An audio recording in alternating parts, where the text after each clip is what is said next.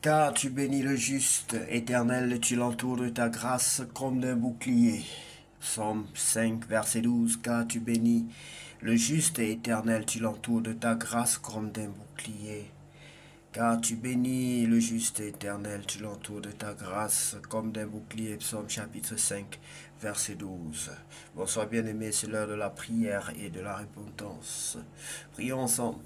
Seigneur, en cette fin de journée, nous venons te remercier pour ta fidélité et ton amour qui nous ont accompagnés. Père Céleste, merci pour cette journée vécue sous ta grâce. Merci pour chaque bénédiction, chaque épreuve surmontée, chaque leçon apprise. Alors que nous nous apprêtons à nous reposer, nous te remettons nos pensées, nos inquiétudes et nos projets. Remplis-nous de ton esprit et accorde-nous un sommeil paisible sous ta protection. Nous nous appuyons sur ta promesse, car tu bénis le juste. Éternel, tu l'entoures de ta grâce comme d'un bouclier. Psaume chapitre 5, verset 12. Bien-aimés, toujours nombreux à revenir dans la bergerie. Et si ce n'est pas le cas, je vous invite de le faire maintenant même, bien-aimés, à recevoir le Seigneur Jésus-Christ dans votre vie comme votre sauveur personnel et votre Seigneur, afin de fuir la destruction, la déchéance, le jugement à venir. Au nom de Jésus. Oui, bien-aimé, si tu es prêt à recevoir le Seigneur Jésus-Christ dans ta vie comme ton sauveur personnel, je peux t'aider. Tu peux répéter cette prière après moi. Prends la position qui honore ton Dieu et dis: Seigneur Jésus-Christ, je reconnais que tu es mon sauveur personnel. Je t'accepte dans ma vie comme tel. Je reconnais que je suis un pécheur et c'est la raison pour laquelle je viens à toi ce soir. Je t'accepte dans ma vie comme mon sauveur personnel. Viens me délivrer, Seigneur, accepte-moi tel que je suis.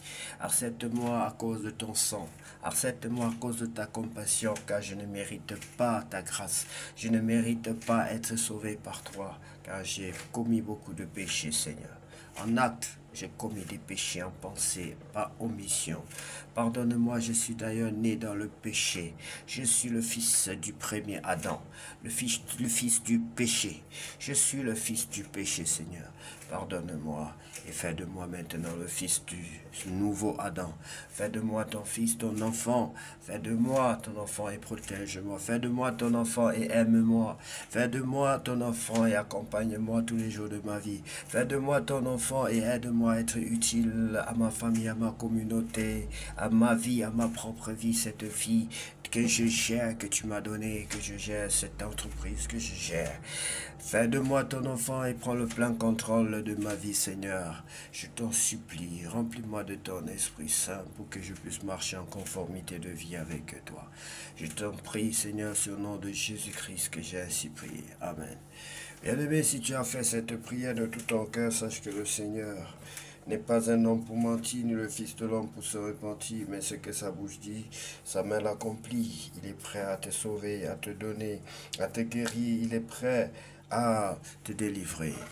Sans plus tarder, bien-aimés, nous allons lire la parole de Dieu dans le livre de 1 Corinthiens, 1 Thessaloniciens, autant pour moi, chapitre 1.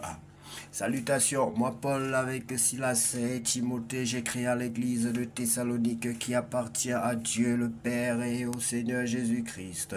Que Dieu vous bénisse et vous donne la paix. Paul remercie Dieu pour la foi des chrétiens sans cesse.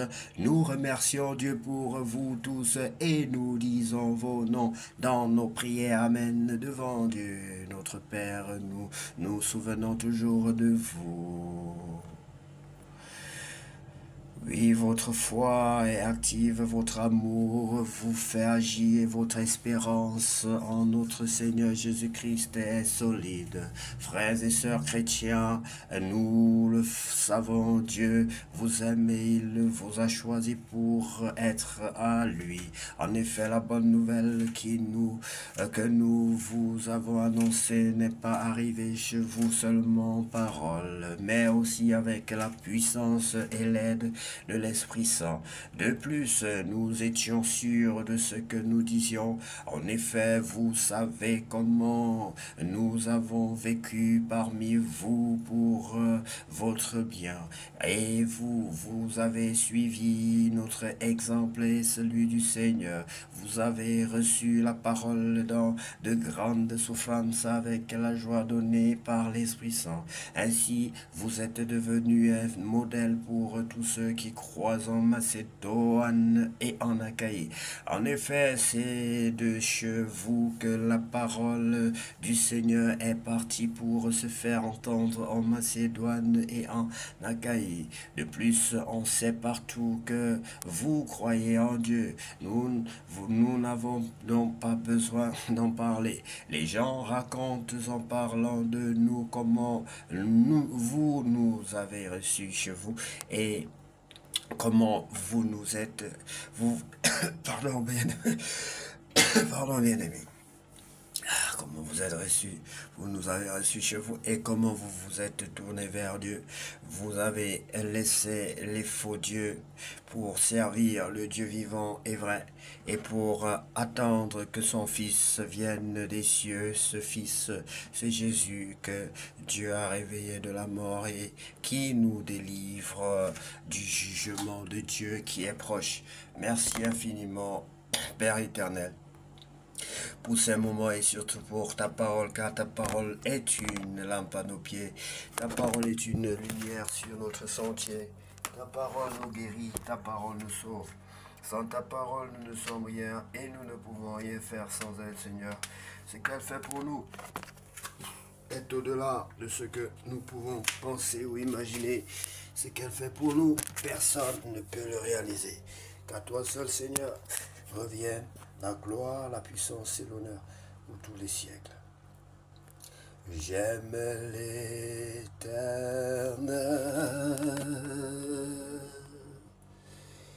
car il entend ma voix. Il a penché vers moi. Son